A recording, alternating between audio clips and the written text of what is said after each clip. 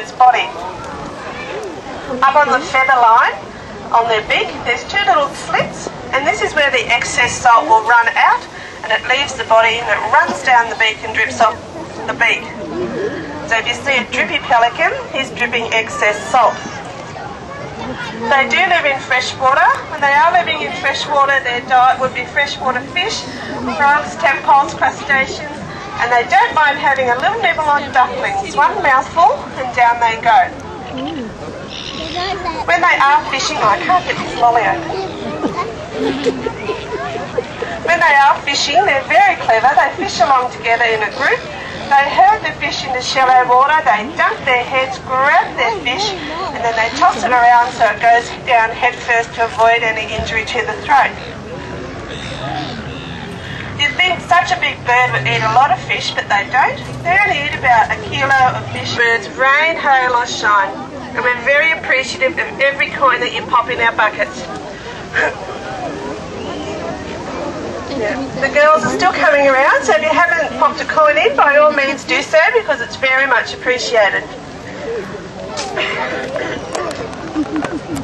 You may notice Daniel sitting on the edge of the platform. What he's doing is looking for sick and injured pelicans. We also rescue pelicans here at the feed.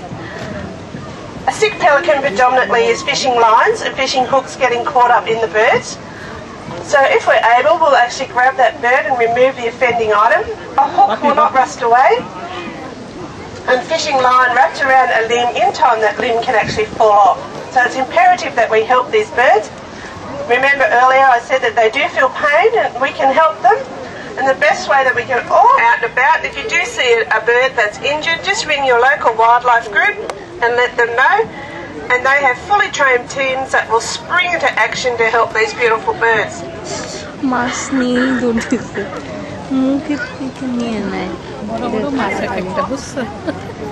may notice when they open their mouth, you can see a little hole down their throat. That's actually their windpipe.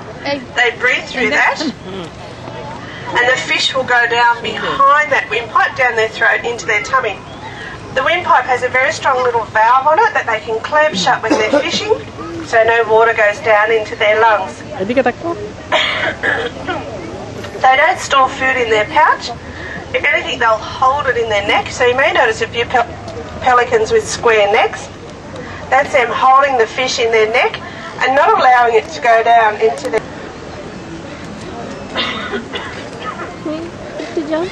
There's an optical illusion that one leg looks thinner and fatter than the other. They're both the same shape and size as each other. And the bottom foot is about the size of a woman's hand. And they do have webbed feet with toenails. And they are extremely strong swimmers.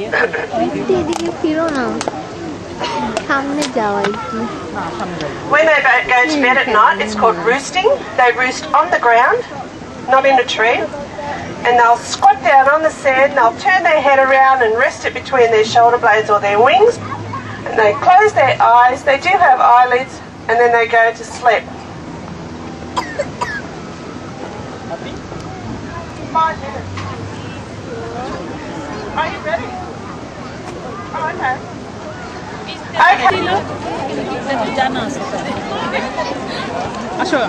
Okay. মামনি আমরা ওখানটায় একটা সুন্দর জায়গা সুন্দর মানে এই দৃশ্যটা মানে ভুলবার না এত সুন্দর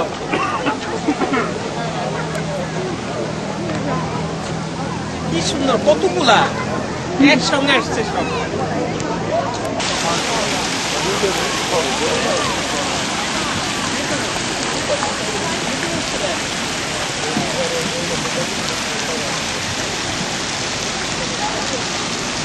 রোদের ইয়ের দিকে আসতেছে, এইদিকে যাও।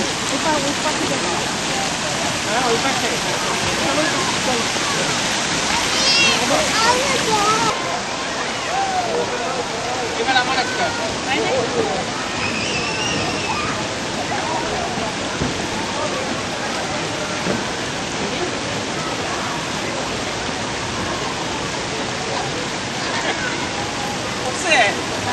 ছোট এই আসলে আমাদের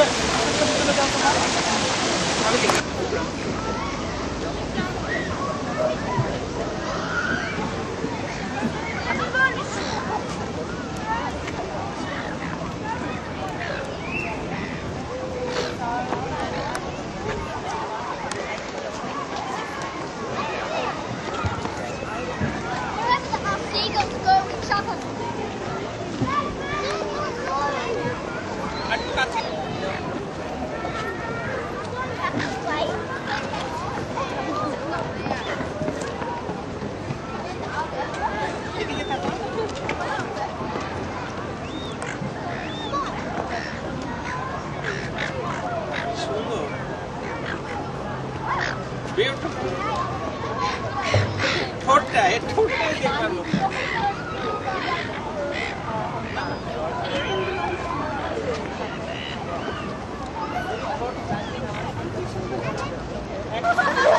ওই দেখো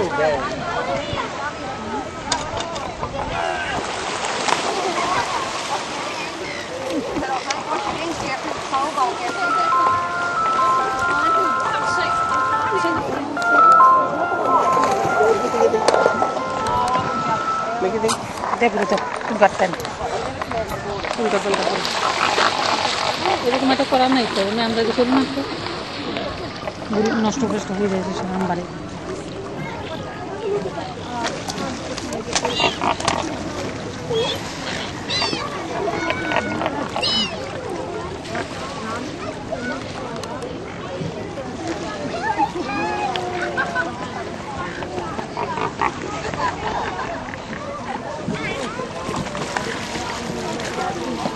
তোমারটা রেকর্ড হচ্ছে না, তুমি এমন কাকর থাকো।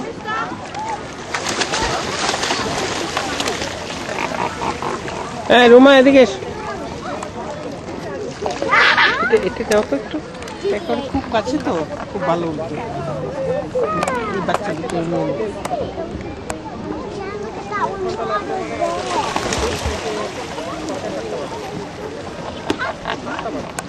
কি সুন্দর এসছি রে।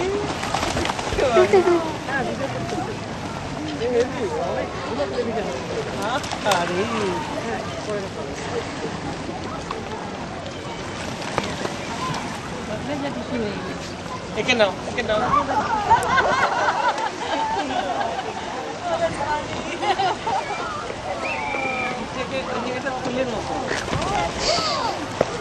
তুমি একটু যাও না ওদিকে, ওদিকে যাও। তুমি একটু যাও, তুমি তো একবারও ভিডিও ওখানে সামনে থাকো না।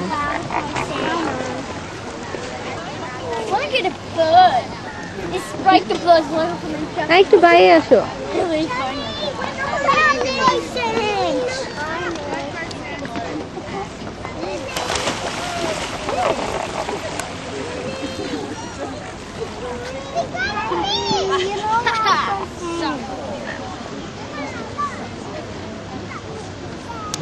He called me sucker.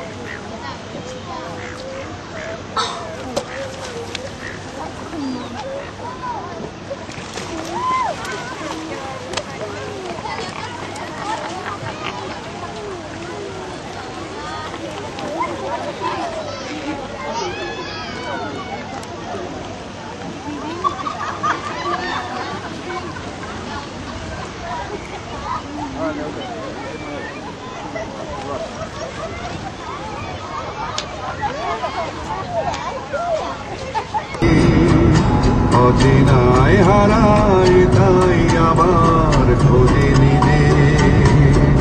সে যে গান শুনিয়েছিল হয়নি সেদিন শোনা, সে গালির পরশ লেগে হৃদয় হলো শোনা।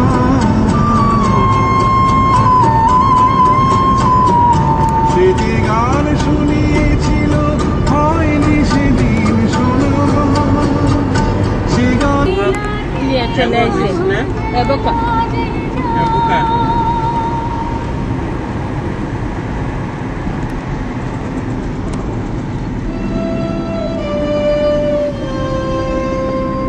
আর নাই রে বেলা নামলো ছায়া ধরণীতে,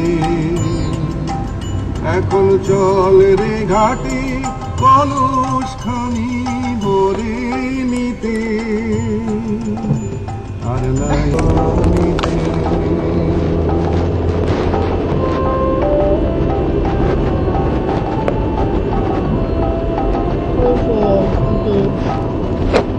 চলো অ্যাবোকা বিচে এখন আমি, তোমার মামনি, দেবু দেবু আর আমাদের একটু ছবি তুলো। মাছ। তোমরা সামনে যাও, সামনে যাও। একটু সামনে গেলে তো অসুবিধা নেই, ভয় নাই, তোমাদের জলে নামাবো না। হ্যাঁ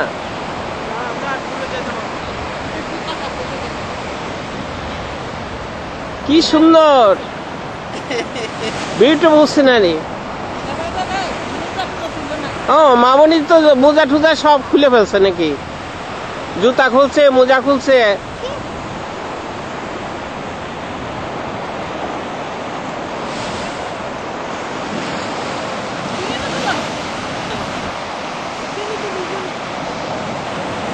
তোমরা আস্তে আস্তে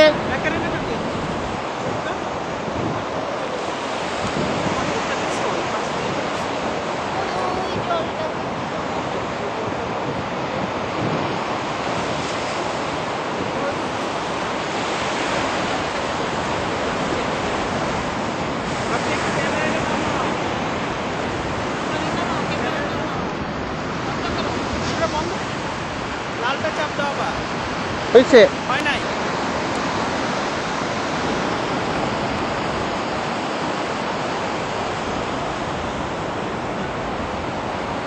সমুদ্রের গর্জন তো উঠছেই,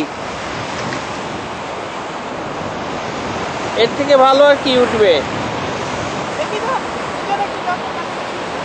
কাছাকাছি যাও, কাছাকাছি।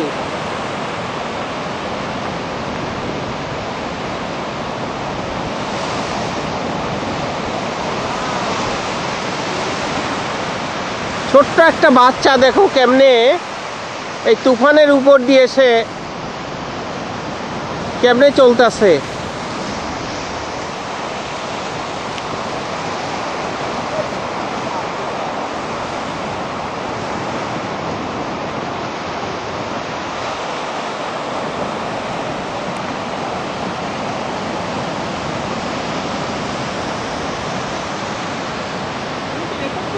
হ্যাঁ দেখো না ওই লোকটা কেমনে আসতেছে তুফানের উপর দিয়ে। না আমাকে দাও, আমি একটু করে দিই। হ্যাঁ এটা ধরো।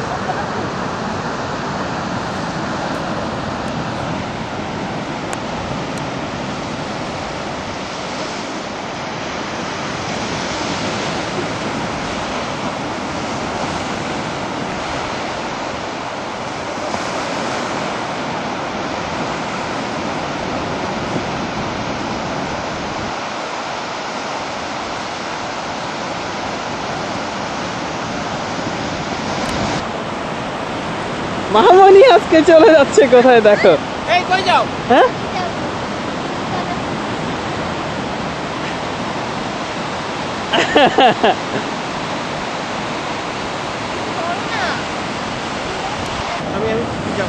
যাও, তুমি যাইতে থাকো।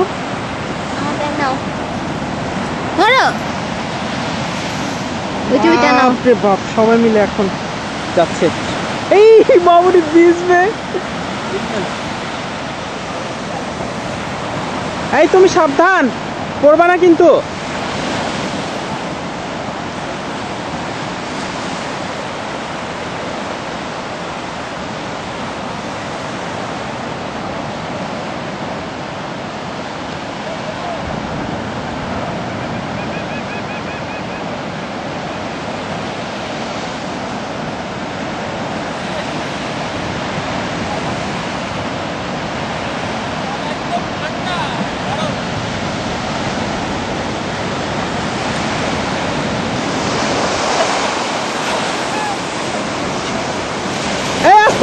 আস্তে আস্তে তুমি দাঁড়ায় থাকো। হ্যাঁ বেশি নিচে যাও না, দাঁড়ায় থাকো।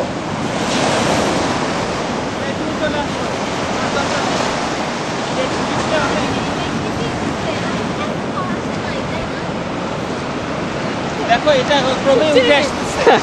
হ্যাঁ ক্রমেই কিন্তু উঠে আসতেছে। এখন জোয়ার তো। আবার যাও, আবার যাও, ভাষায় নিয়ে যায়। আবার যাও। মানুষ তো এইভাবেই ভাসে, তাই না?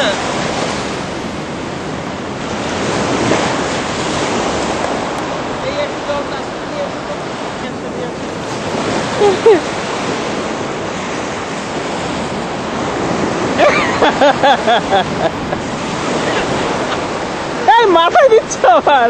এটা তো মা গঙ্গা। দেখো একটা তুফান কেমনে আসতেছে। দেবো দেখছো? দেখো দেখো। আমার মনে হয় তোমরা আরো উপরে উঠে আসো, বুঝলা? ওই দেখো, ওই যে কিরকম ভাবে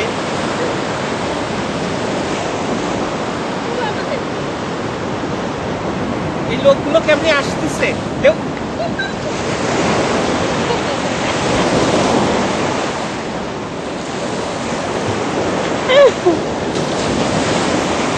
আচ্ছা আচ্ছা হইছে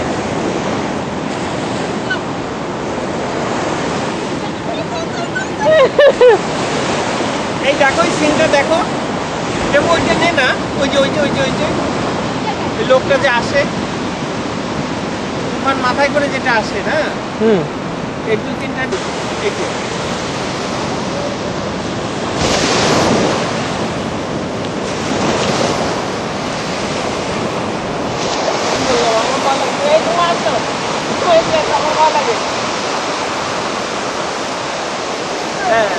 এই যে এইবার রাইট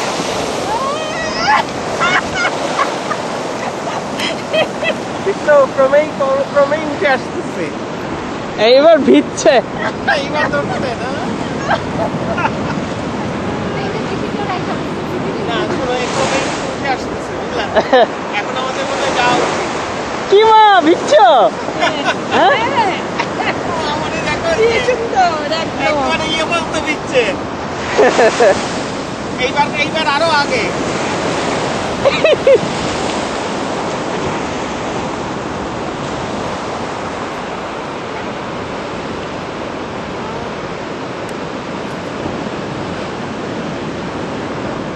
অভিজ্ঞতা একটা বললো বাবা ছবি